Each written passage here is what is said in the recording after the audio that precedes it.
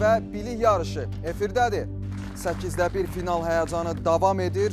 Bu dəfə iki komanda Gəncənin 21 nömrəli orta məktəbi və Goranboyun Qaradağlı kənd məktəbi növbəti mərhələ uğrunda mübarizə apardı. Bu okean relyef formalarıdır. Bizim fikrimizdə cavab 4 saat.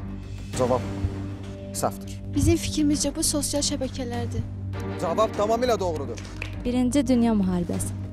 Mən bilmirəm hər iki komanda nəyə görə bu informasiya inqilabını müharibələrlə əlaqələndirir. Verilişdə hədəfləri bir olsa da gələcək planları fərqlidir.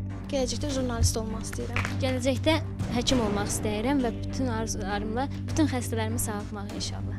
Gələcəkdə diplomat olmaq istəyirəm.